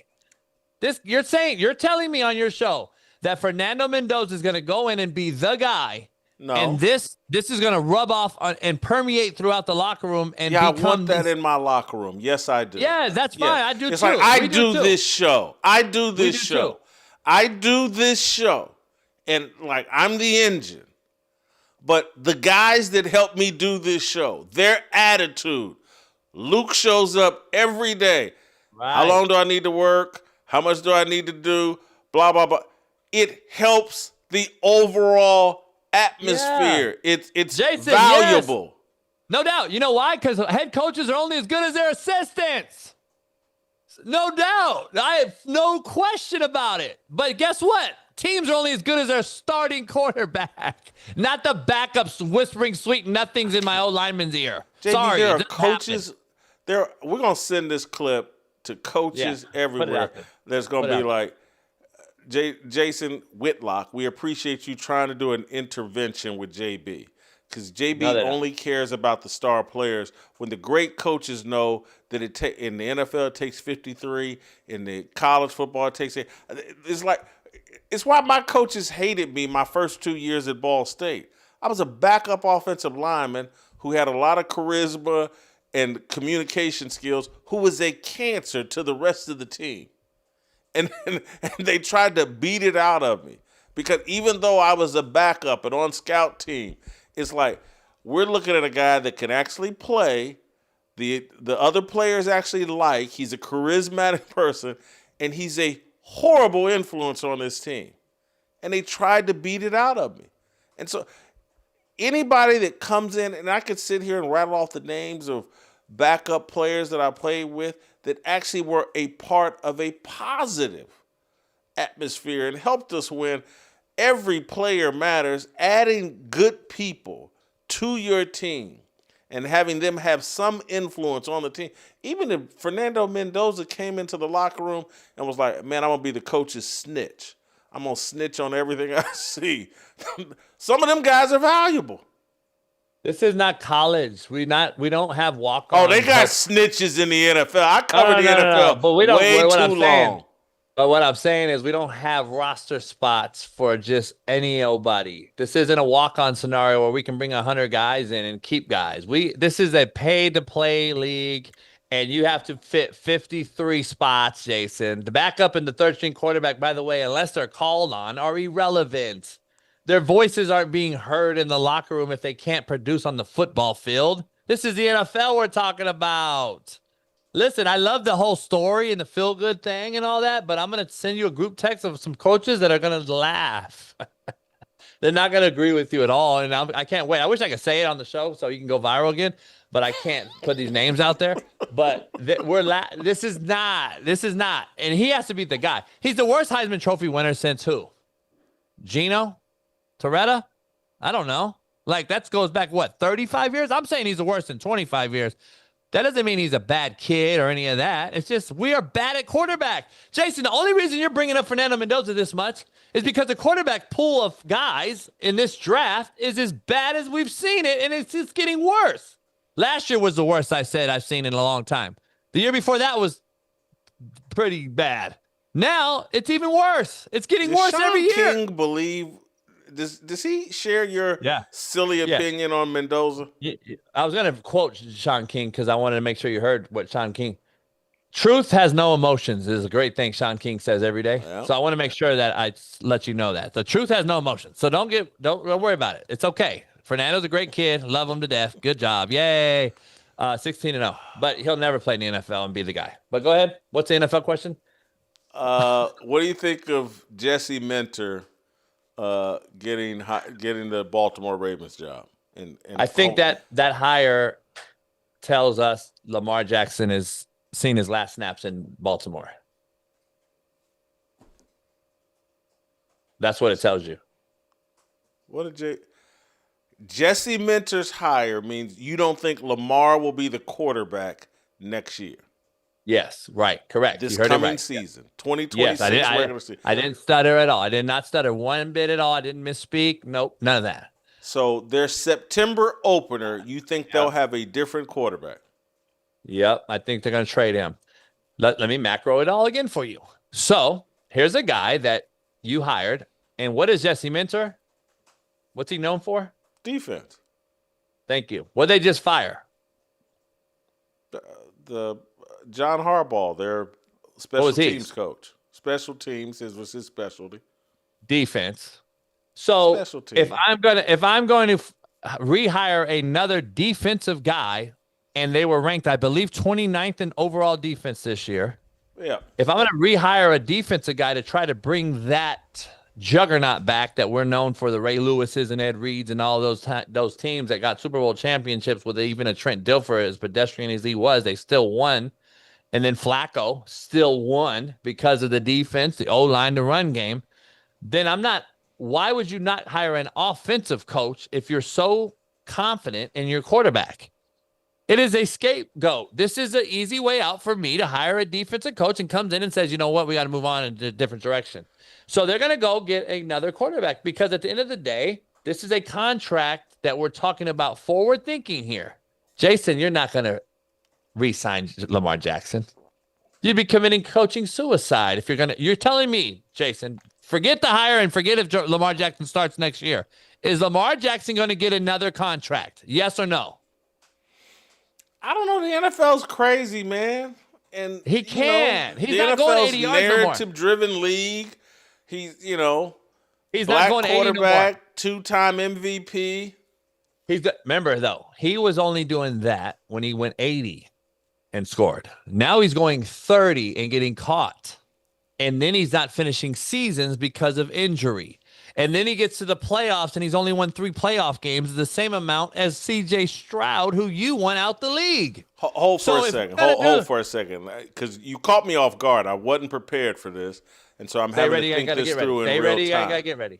Okay. Yeah, I know, and trust me, I'm ready. You're talking about the scenario you're talking about, where Jesse Minter is going to take the Baltimore Ravens coaching job and will be a part of a process of getting rid of Lamar Jackson. That's real high risk for Jesse Minter. He's in his early 40s. And if he takes any part of the blame and it doesn't go well if they get rid of Lamar Jackson, and then his narrative is, yeah, Jesse Minter was part of getting rid of Lamar Jackson, and the Ravens over the next 2 years only averaged 7-8 wins, but they gave away Lamar and blah, blah, blah. And so this could turn into his only head coaching opportunity. If you're getting rid of Lamar, get rid of Lamar and then bring in your head coach. Let Steve Bisciotti, and why can't I think of the name of the general manager? Eric DaCosta. Yeah. Let them take all the blame for that. Don't put it on the head coach. Don't put any of it on the head coach. You just heard that owner talk. You just heard him talk, and you saw what he did. And there's one of 32 billionaires, and they know what they do. This is their world, and we're living in it. They can do whatever the heck they want. Nobody's firing him. So at the end of the day, but you do have to deal with PR as owners, as you alluded to. So the PR for the owner to get rid of Lamar before the hire of the head coach would be significant in a place like Baltimore. So that's why you hire the coach. He's always the scapegoat. He's not a billionaire. He's a coach. We're just a pawn. So he hires the coach.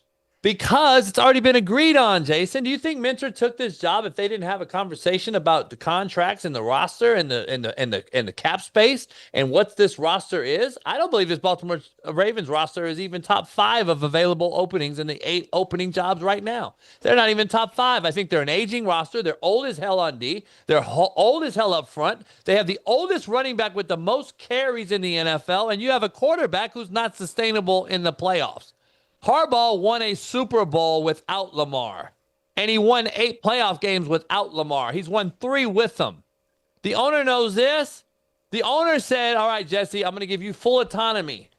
Come on in, and let's make decisions on future contracts. There's no way they agreed to, hey, so is Lamar my guy? Do I have to take this job if Lamar's our guy? Are we re-signing Lamar? You don't think that conversation was had between Bisciotti and him? Yes, it was. Yeah, I think Jesse Minter was in Baltimore and doesn't see Lamar as an impediment to winning. I think he sees Lamar as, hey, man, I can win over the next 2 or 3 years. I can maybe win instantly. I can maybe Sean McVay this situation. And when he was there, though, this was a young roster with a best O-line and run game in football and the best D-line and defense in football. This has since been removed since he's been gone. When he went to Michigan, then he Chargers, and he's been all over since the Ravens job. He is not. This isn't the Ravens with Mike McDonald, who's now in Seattle.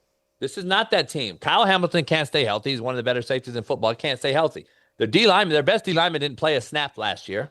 You're going to have to re-add him to a roster that now was horrific last year, the worst pass coverage defense in football. They couldn't get a pass rush. They couldn't create sacks. And then you ran the football with an aging 32-year-old Derrick Henry more than any other running back in football, and now you expect him to carry the load again next year and Lamar to stay upright and healthy with an O-line that has no real bookend tackles? There's no way. There's no way that Minter agreed to take this job with his current status quo. Because things have to change, Jason. You know this. Coaches are taking. Harbaugh's contract took so long to get done because guess what he did yesterday? Fired everybody.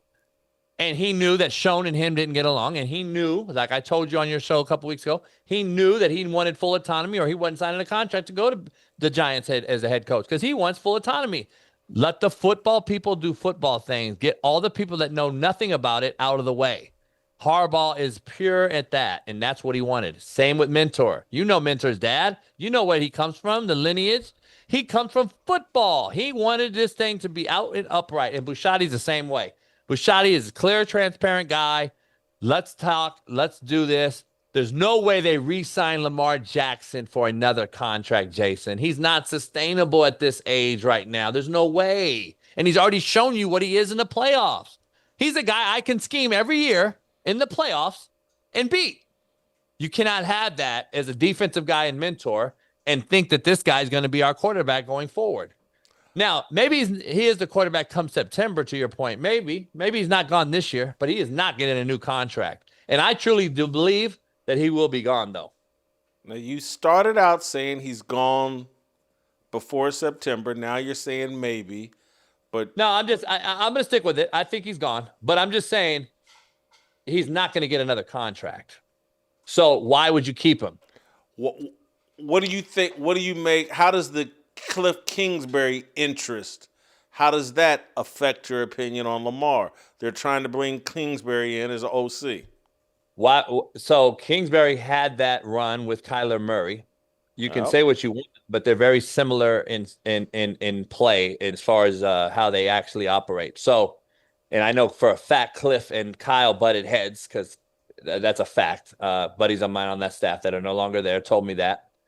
And Kliff's not dealing with another situation like that. That's why I even agree furthermore with myself that Lamar won't be there. I believe they're making moves at quarterback, and Kliff is not going to come in and run spread option. He's going to come in and run what he did with Jaden Daniels and Washington and get more West Coast and a little RPO and some things like that. They're not going to run double and triple option like they did with Greg Roman and 32 personnel and get into 3 heavy and sit there with Derrick Henry and him in the gun reading mesh read. There's no way that Kliff Kingsbury is coming in and doing that. That's why I even agree more that they're going to move on from Lamar.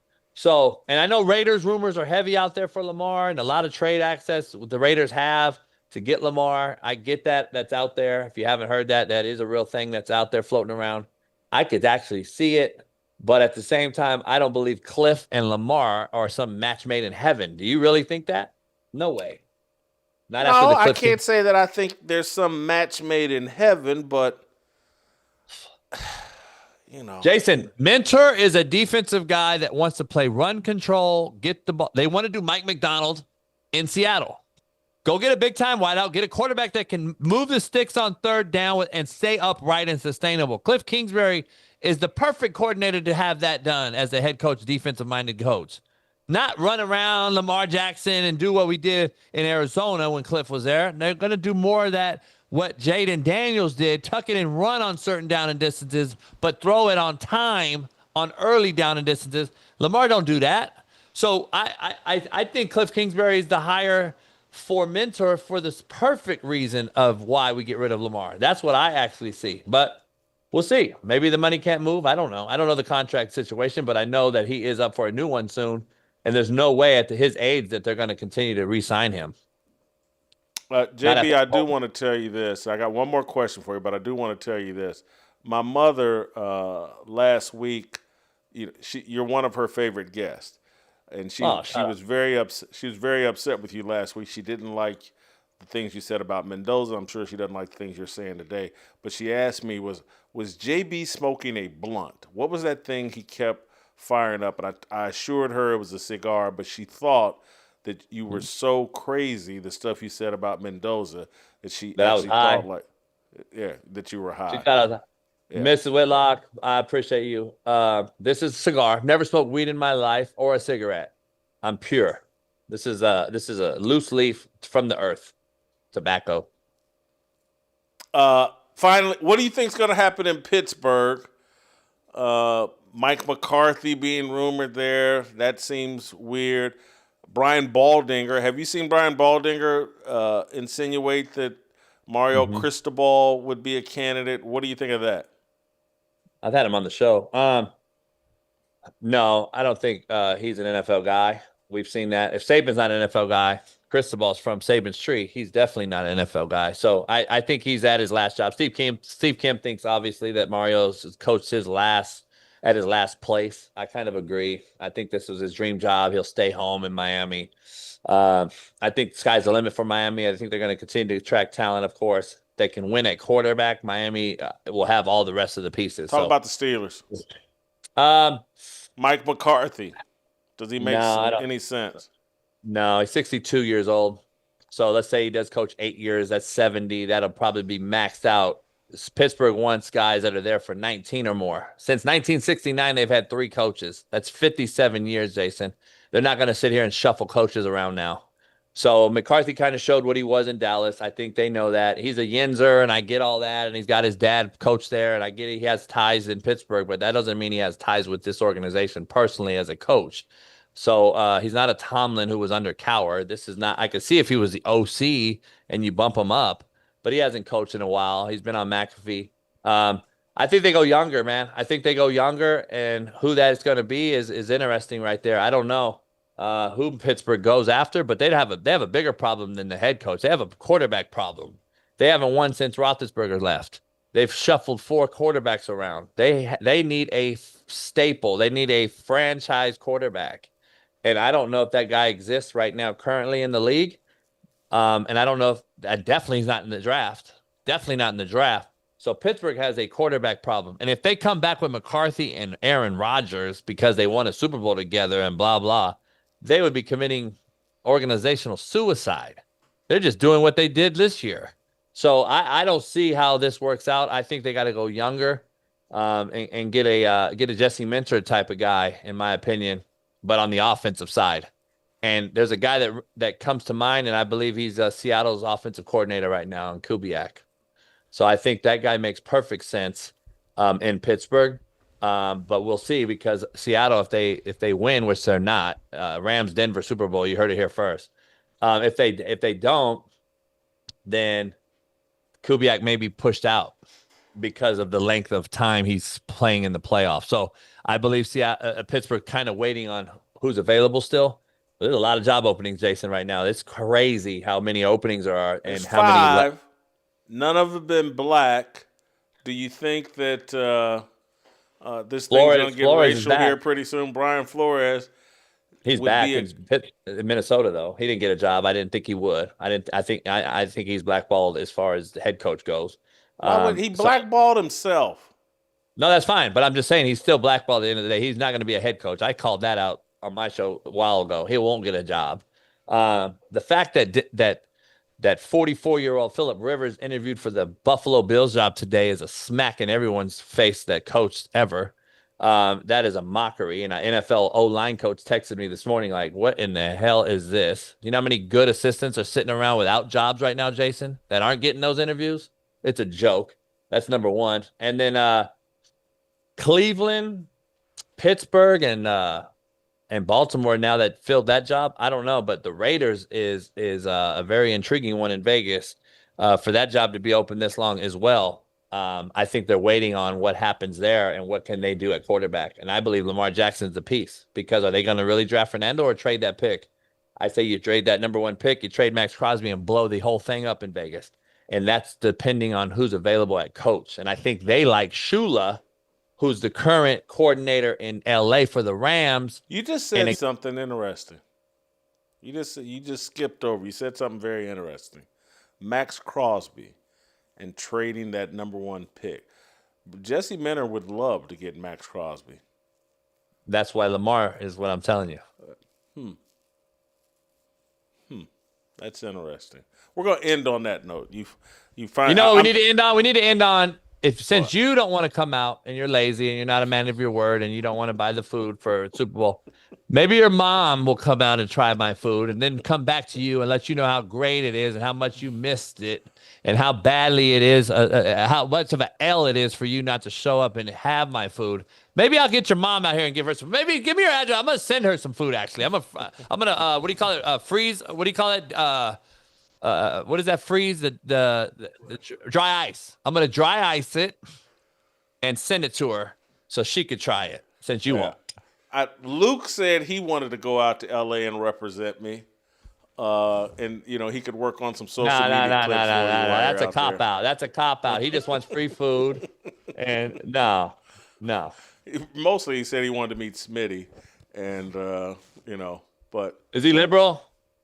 No. You think I got any liberals working for me? Are you kidding me? Sleeper. I don't have sleeper cells. You're telling me that fifth-year Jason Whitlock, 2-star, couldn't dominate 5-stars, 18-year-old Darnell Smith when he entered the Ball State program? Stop. That's what Indiana just did. I have to admit, grudgingly, Darnell had a better college career than I did, but Darnell is not quite the Warren Central legend that I was. But he did have a better college career than me. I spent too much time drinking and being stupid. Anyway, I got to go. Thank you, JB. Great job as always. That was interesting. Hope you guys enjoyed it. As long as we don't get buried in an ice storm, we'll see you next week.